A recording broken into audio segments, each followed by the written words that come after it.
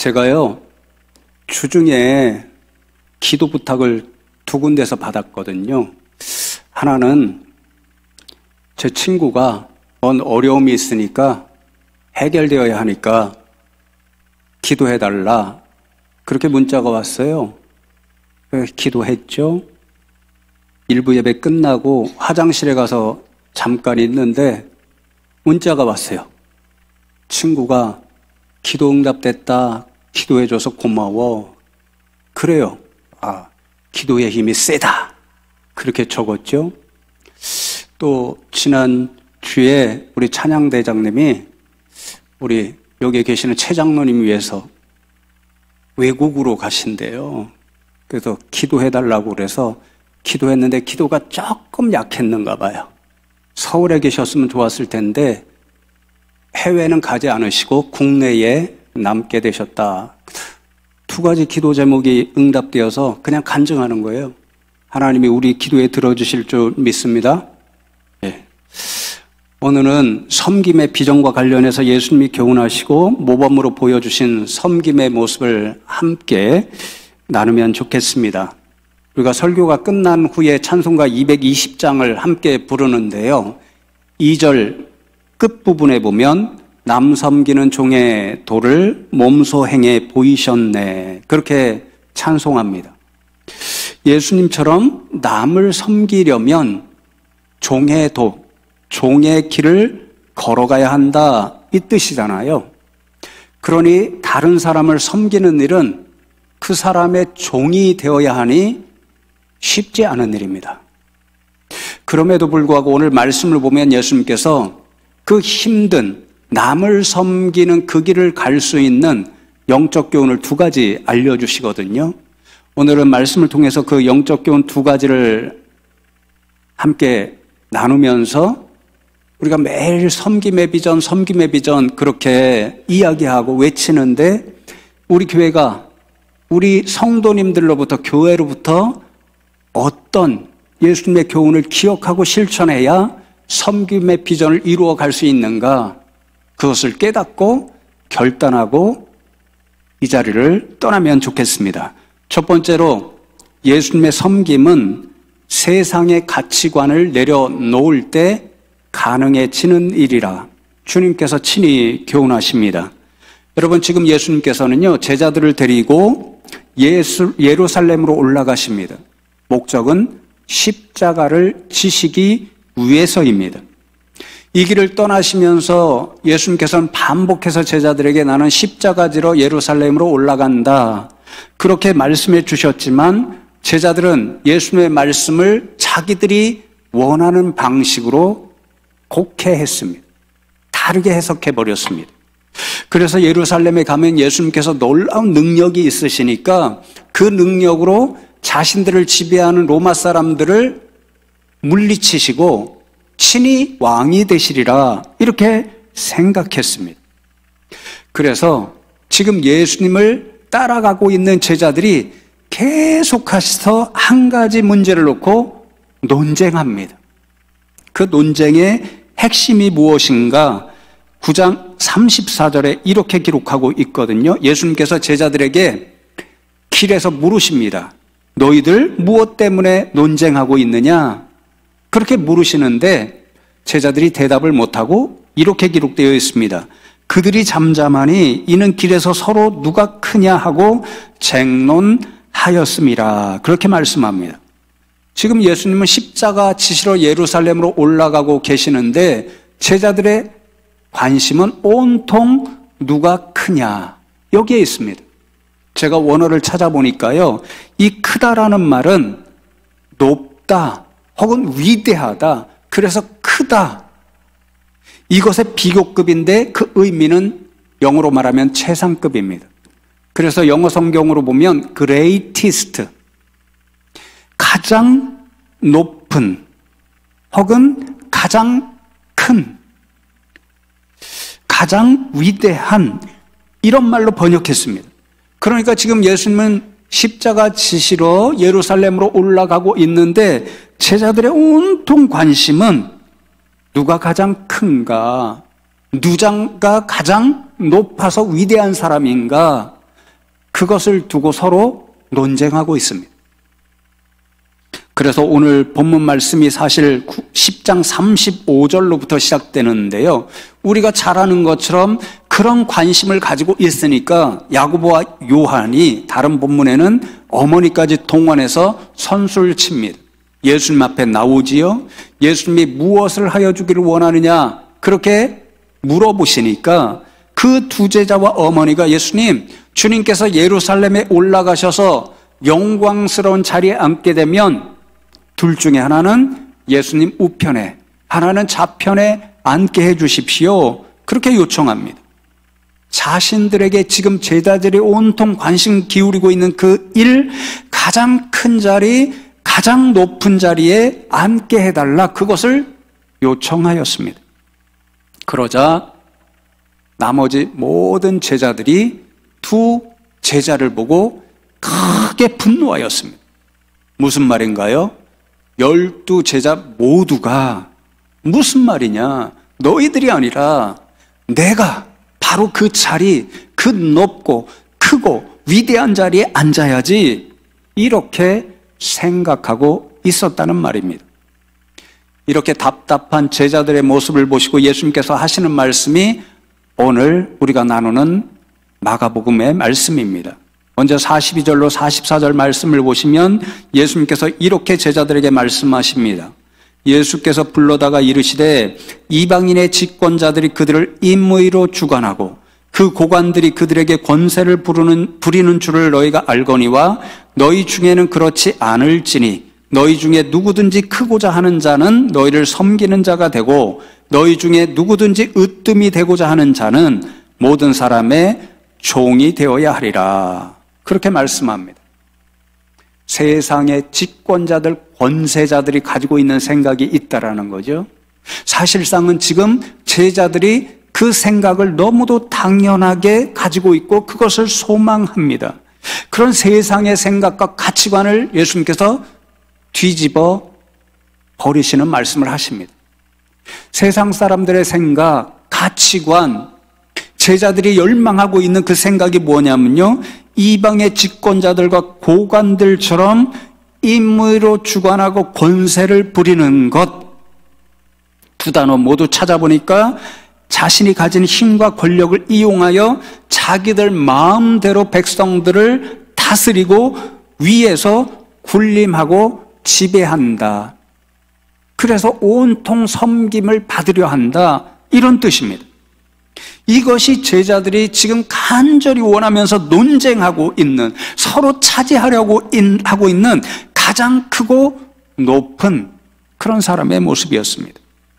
그러나 예수님께서는 그런 제자들을 향하여서 누구든지 큰 사람이 되기를 원한다고 한다면 자기 마음대로 군림하고 지배하는 사람이 아니라 오히려 섬기는 자가 되고 종이 되어야 한다, 그렇게 말씀하셨습니다. 제자들이 기대하고 있는 모습, 생각, 그 가치관을 완전히 버려라, 그렇게 말씀하십니다. 왜 그럴까요? 예수님이 말씀하시고 친히 보여주신 것처럼 종이 되어서 남을 섬기는 일이 가능하려면 남들 위해서 군림하고 지배하고자 하는 세상의 생각과 가치관을 내려놓아야 가능해지기 때문에 그렇습니다. 우리가 너무도 잘 아는 성경 말씀 요한복음 13장 말씀에 보면 예수님이 친히 이러한 모습을 모범으로 보여주시잖아요. 예수님께서 제자들의 발을 한 사람 한 사람씩 씻겨주십니다. 그때 베드로, 성격이 참 급한 사람이죠, 나서서 말씀하죠. 예수님께서는 절대로 제 발을 씻기실 수 없습니다. 그렇게 말씀드리니까 예수님께서 내가 발을 씻겨주지 않는 사람은 더 이상 나와 상관없다, 그렇게 말씀하시면서 제자들의 발을 다 씻겨주신 후에 이렇게 교훈하십니다. 요한복음 13장 14절 말씀에 보면 내가 주와 또는 선생이 되어 너희 발을 씻었으니 너희도 서로 발을 씻어주는 것이 옳으니라, 그렇게 말씀합니다. 예수님은 지금 제자들과의 관계에서 주가 되시고 선생님이 되십니다. 주님이요 선생님이기 때문에 당시에 세상 사람들이 생각하는 그 가치관에 따른다면 베드로의 말이 전적으로 옳습니다. 베드로의 말처럼 선생님이 제자들의 발을 절대로 씻을 수 없었고 주인이 종의 발을 씻는 일은 더 가능하지 않은 일이었습니다. 오히려 제자들이 선생님의 발을 씻겨드리고 종이 주인의 발을 씻어주면서 섬기는 일, 이것이 당시의 세상에서 통하는, 어쩌면 오늘날도 통하는 당연한 생각이었고 가치관의 일이었습니다. 그렇게 생각하는 한 섬김은 일어나지 않는 거죠. 그러나 예수님은 이 세상의 생각과 가치관을 뒤집으셨습니다. 그래서 예수님은 분명히 주와 또는 선생이 되셨지만 제자들의 발을 씻겨 주셨습니다. 여러분, 저와 여러분에게 예수님이 말씀하시는 이 종이 되어 섬기는 일이 가장 어려운 까닭이 여기에 있죠. 큰 자가 작은 자를 섬기는 것은 있을 수 없다라고 하는 세상의 생각, 그것을 내려놓지 못하는 기 때문에 섬김이 어렵습니다. 저부터 그렇습니다. 이러한 세상의 생각과 가치관이 너무도 깊숙이 때때로 제 마음에 자리 잡고 있다는 생각을 하기 때문에 그렇습니다. 그러니 때때로 섬기는 일 하자고 하면서도, 하고 있으면서도 속에서는 엉뚱한 생각이 듭니다. 저랑 밥을 먹어 보신 성도님들은 대부분 아실 것인데요. 특히 고기를 구워 먹는 일, 이런 일이 있으면 제가 그 일을 잘하기도 하고 좋아해서 성도님들을 구워드리는 일을 종종 하게 됩니다. 진짜 그런가 확인하고 싶으신 분은 제게 고기를 사줘 보시면 압니다. 어느 날은 후배 교역자들, 지금 다 떠난 분들입니다. 그분들과 함께 식사를 하고 고기를 먹는데 그날도 제가 제일 먼저 가위와 고기 집는 집게, 그것을 들고 고기를 구워줍니다. 후배 교역자들이 너무도 당연하다는 듯이 그냥 먹습니다. 순간 제 마음에서 어떤 생각이 올라오냐면요, 이것들 봐라, 조금 더 세게 이야기하면 요것들 봐라, 이런 생각이 올라옵니다. 무슨 말이에요? 내가 지들보다 선배인데,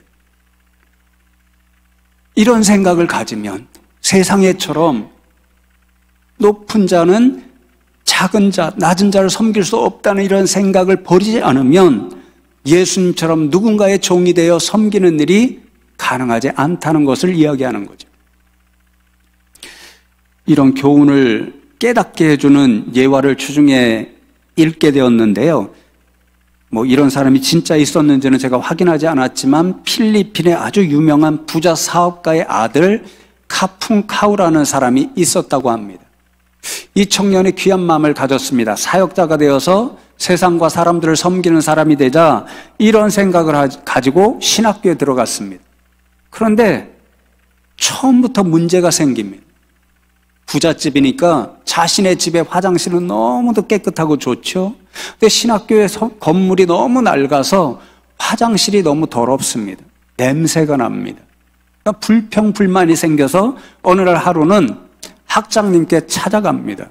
교수님, 아니 화장실이 이렇게 더럽고 냄새 나는데 어떻게 공부할 수 있습니까? 좀 청소 좀 해주십시오. 냄새 나지 않게 해주십시오. 그렇게 불평을 이야기합니다. 그러니까 학장님께서 알았네, 내가 다 알아서 처리해 줄 테니까 걱정하지 말고 가게, 그렇게 이야기를 합니다. 이 청년이 확인하고 싶어서 조금 후에 화장실을 가니까요, 물 흐르는 소리, 뭔가 박박 닦는 소리, 청소하는 소리가 들립니다. 그래서 들어가 봤더니 깜짝 놀랐습니다. 학장님이 청소를 하고 계십니다. 학장님이 그 청년을 보시고 웃으시면서 아직 청소 다 안 끝났으니까 조금 이따 오시게, 그리고 기분 좋게 볼일 보시게, 이렇게 이야기를 하니까 이 청년이 이해할 수 없다는 표정으로, 학장님, 청소하는 사람 불러서 돈 주고 청소하면 될 건데 왜 학장님이 친히 하십니까? 이렇게 또 묻습니다. 그러니까 그 학장님께서 이렇게 대답을 하셨다고 합니다. 천국은 그런 곳이 아니야. 천국처럼 살아가야 할 교회와 신학교, 그런 곳은 이런 일이 필요하다는 사실을 보고 깨닫는 사람이 먼저 하는 곳이야. 돈으로 해결하는 곳 아니고, 우리의 힘으로 해결하는 것도 아니고, 먼저 보고 불결하다고 생각하는 사람, 불편하다고 여기는 사람, 뭔가 잘못됐다고 먼저 보는 사람, 쓰레기를 먼저 보는 사람, 하나하나가 먼저 청소할 때 우리 주변이 깨끗해질 수 있지 않는가? 자네는 부잣집에서 살다가 왔으니 이런 게 불편하다고 보여지겠지만 다른 아이들은, 다른 학생들은 그렇지 않아. 그러니까 먼저 불편하다고 깨달은 자네가 청소하면 깨끗한 그런 화장실을 사용할 수 있지 않겠나, 이렇게 이야기했다고 합니다. 부자니까, 흔히 세상에서 말하는 큰 자니까 당연히 돈을 주고 청소부에게 시키면 된다고 생각했습니다.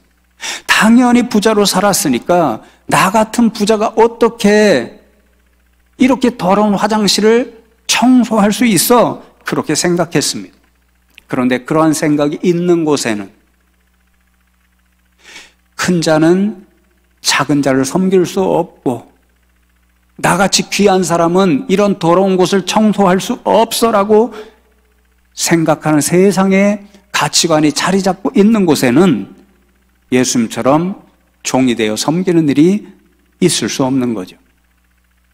성도 여러분은 어떤 큰 분이 되고 싶으십니까? 엄청난 권력이나 물질을 가지고 누군가를 자기 마음대로 지배하고 군림하는 큰 자가 되고 싶으십니까? 아니면 예수님처럼 누군가를 섬기기 위해 종처럼 낮아지는, 그러나 예수님 말씀하시는 것처럼 하나님 나라에서 오히려 큰 자가 되고 싶으신지요? 두 번째로 예수님의 섬김은 자기 희생이 있어야 가능한 일이라고 말씀하십니다. 45절의 말씀이 그 교훈을 분명히 가르쳐 주지요.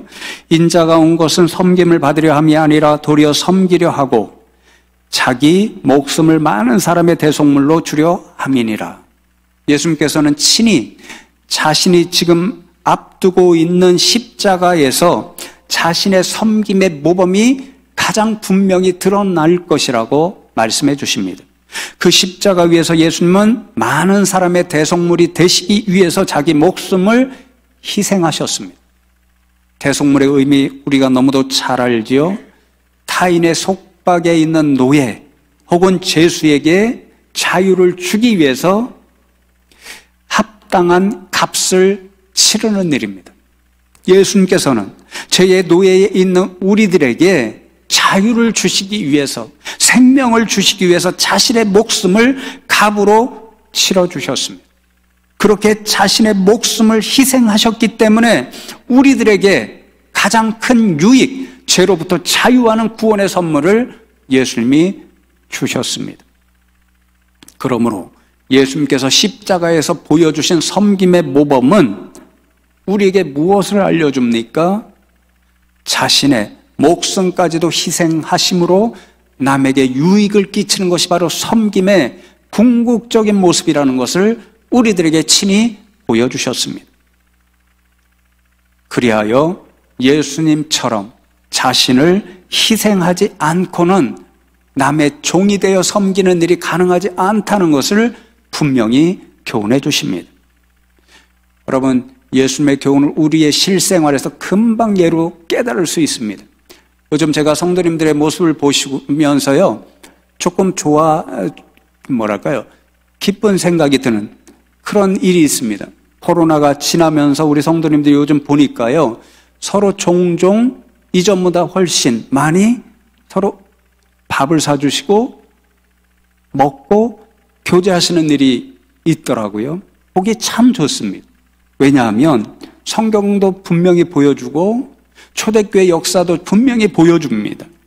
초대교회로부터 오늘까지 교회 역사를 보면 변치 않고 항상 성도님들이 모여서 떡을 떼고 밥을 같이 먹고 교제하는 일이 아름다운 교회의 전통이었습니다. 그래서 초대교회 보면요, 이것이 예배의 하나였습니다. 애찬을 시작하면서 예배가 시작됩니다. 밥을 먹고 서로 교제하는 일은 이런 아름다운 예배의 전통과 교회의 역사를 이어가는 일입니다. 그래서 저도 소망하지요, 기도하고 있습니다.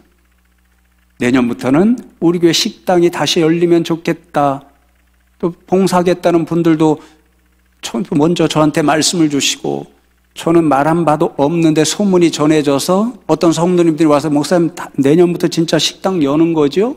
좋습니다. 이렇게 말씀하시는 분도 있고, 오늘 중고동부 찬양했는데요, 일부 선생님들이 오셔서 목사님 지금 저희들 안타까운 것 하나가 아이들이 예배 마치고 밥 먹고 교회에서 자기들 공부하러 가는 것인데 그 일 해주시면 좋겠다라고 또 말씀하셔요. 소문 낸 일 없어요? 여러분들이 다 들었죠? 기도하고 있습니다. 함께 먹고 교제하는 일이 예배의 하나입니다. 여러분들도 지금처럼 더 많이 서로 밥 사주시고 밥 먹고 교제하는 일이 있으면 좋겠습니다. 아멘이죠? 머리는 다 끄덕이시네요. 그런데 그러면 이렇게 누군가에게 식사 대접을 하려면 어떤 일이 있어야 되나요? 자기의 물질을 그분을 위해 쓰는 일, 희생하는 일이 있어야 합니다. 누군가를 대접하지 않으면 그 물질을 가지고 여러분이 좋아하는 무엇을 할 수 있습니다. 요즘 좋아한다는 명품 가방도 살 수 있습니다. 그러니 누군가에게 식사를 대접한다는 것은요, 자신의 물질도 그분을 위해 쓰고 희생하는 일이고, 자기가 하고 싶은 일 하지 않으니 희생하는 일이고, 명품 가방을 사고 싶은 욕망도 다 희생하는 일입니다. 희생이 있어야 섬김이 가능하고, 섬김이 있는 곳에는 반드시 희생이 따라오게 되어 있습니다. 그러니 자기를 희생해서 누군가를 섬긴다는 것은 자기의 목숨까지도 희생하셔서 우리를 살리신 예수님의 뒤를 따라가는 가장 좋은 일이 됩니다. 자신을 희생해서 누군가를 섬기는 일은 예수님의 뒤를 따라가는 일, 예수님의 제자로 살아가는 가장 좋은 실천의 일인 거죠. 그래서 사랑하는 성도 여러분, 섬김은 결단코 쉬운 일이 아닙니다. 큰 자는 작은 자를 섬길 수 없지. 어른은 젊은이를 섬길 수 없지. 이런 세상에 너무도 자연스럽게 받아들이는 일을 내려놓아야 하기 때문에 쉬운 일이 아닙니다. 또 내 것을 나누고 희생해야 되니 어려운 일입니다. 그런데 그렇게 쉽지 않은 만큼, 그렇게 어려운 만큼 섬김이 일어나는 곳은 항상 아름답습니다. 섬김이 있는 공동체는 건강하고 아름다운 공동체가 될 수 있습니다. 제 말이 아니고요, 학자의 말입니다. 로버트 그린리프라고 하는 유명한 경영학자가 있는데 여러분 들어보셨을 서번트 리더십, 섬김의 리더십, 그대로 표현하면 종이 되는 리더십, 이런 책을 썼습니다. 이 책에서 그린리프는 섬기는 지도자가 있고 반면에 군림하는 지도자가 있다, 둘을 비교합니다. 섬기는 지도자는 누군가를 섬기는 것을 가장 중요한 일로 여기고 그 일에 앞장섭니다. 마치 예수님과 같은 지도자입니다. 반면에 군림하는 지도자는 자신의 권력욕을 채우기 위해서 제일 높은 자리에 앉기를 원하고, 그리고 그런 일을 통해서 자신이 원하는 어떤 물질적인 것, 이런 것을 획득하기 위해 가장 높은 자리에 앉기를 원하는 지도자입니다. 지금 제자들이 열망하고 있는 그러한 모습인 거죠. 결론적으로 이 학자는요, 오늘 세상이 더 아름답고 건강하고 행복한 공간이 되려면 군림하는 지도자가 아니라 섬기는 지도자가 많아져야 한다, 이렇게 적고 있습니다. 그런데 이 그린리프가 이 섬기는 리더, 그 아이디어를 어디에서 가져왔냐면요, 헤르만 헤세라고 하는 유명한 독일의 소설가 있죠. 제가 대학에 다닐 때 국문과 한 교수님이 있었는데 시인이에요. 그분이 헤르만 헤세를 너무 좋아해가지고 저희들한테 소개해서 저도 그때 당시에 헤르만 헤세의 모든 저작을 사다가 읽은 기억이 있는데, 그 중에 하나가 동방순례라는 책인데 거기로부터 아이디어를 가져왔습니다. 순례자들이 어느 곳을 향하여 순례 여정을 떠납니다. 산티아고, 유명한 순례길이 있죠. 우리나라에도 버금가는 순례길이 지금 생겨왔습니다. 아셔요? 신안에 섬들을 연결해서 가톨릭 교회에서 작은 교회들, 12제자의 이름을 딸 작은 교회들을 따서 교회를 세웠는데 거기가 순례길, 유명한 순례길이 되고 있습니다. 제가 가시자고 하면 갈까요? 권사님들이 저를 미워해가지고 안 가시는지. 안 가. 가면 좋겠는데. 아주 유명한 곳이 돼서 제가 꼭 가보려고 합니다. 이 순례길을 따라서 돕는 하인들이 등장합니다. 근데 그 중에 레오라는 하인이 있는데 굉장히 중요한 역할을 합니다. 이 레오는요, 평상시에는 잘 보이지 않아요. 근데 순례자들이 도움을 필요로 할 때 어디선가 나타나서 그분들을 돕습니다.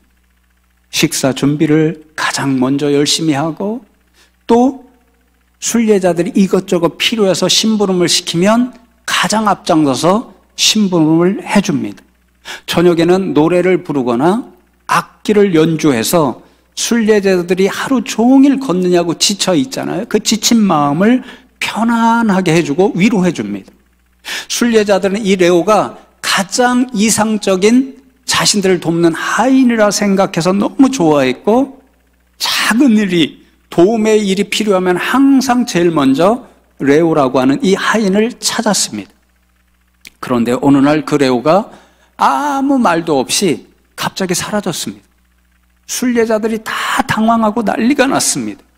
모든 굳은 일을 도맡아서 해주고, 노래로 위로를 해주고, 맛있는 식사도 앞장서서 해줬는데 그 레오가 없어져자 순례자들 사이에 점점 더 문제가 생기고 갈등이 생깁니다. 이 일은 누가 해야 되냐, 저 일은 누가 해야 되냐, 이러면서 갈등이 생기기 시작해서 결국 싸움이 되고 여행을 포기하고 순례를 중단하고 말았습니다.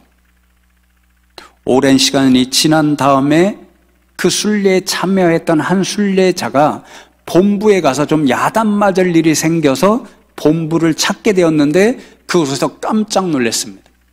왜냐하면 그곳에서 그토록 그리워하던 레오라는 그 하인을 보았기 때문입니다. 더 깜짝 놀라고 충격적인 것은 그 레오가 하인이 아니었습니다. 그 순례자들이 속한 본부의 가장 높은 지도자였습니다. 가장 높은 사람이 낮아서서 하인으로 순례자들을 모범적으로 섬겼을 때 그 순례자들 공동체는 아무런 문제 없이 아름다운 순례의 여정을 가는 그런 공동체가 될 수 있었지만, 그렇게 섬기는 사람이 사라졌을 때 순례자들의 공동체는 서로 갈등하며 결국 흩어지고 말았던 겁니다. 사랑하는 성도 여러분, 이 이야기를 잘 기억하시면 좋겠습니다. 예수님처럼 레오처럼 섬기는 사람이 있으면 주님의 몸된 교회, 우리 숭실교회는 지금보다 더 아름답고 건강한 교회로 세워져 갈 수 있습니다. 그러나 예수님과 같은 분, 레오와 같은 섬기는 사람이 사라지게 되면 우리 교회 공동체 역시 순례자들의 공동체처럼 점점 더 주님 원하시는 그런 교회 믿음의 공동체와는 멀어지는 공동체가 될 수도 있습니다. 그러니 사랑하는 성도 여러분, 주님의 몸된 이 교회 사랑하시지요? 성도님들 사랑하시지요? 옆에 분들에게 한번 고백해 보세요. 사랑합니다. 그렇다면 그 사랑하는 마음으로 우리 주님처럼, 레오처럼 서로 먼저 섬기는 분들 되어서 주님의 사랑하는 이 교회, 숭실교회를 더 아름답고 건강하고 행복한 믿음의 공동체 함께 이루어 가시는 저와 여러분 다 되시기를 주님의 이름으로 축복합니다.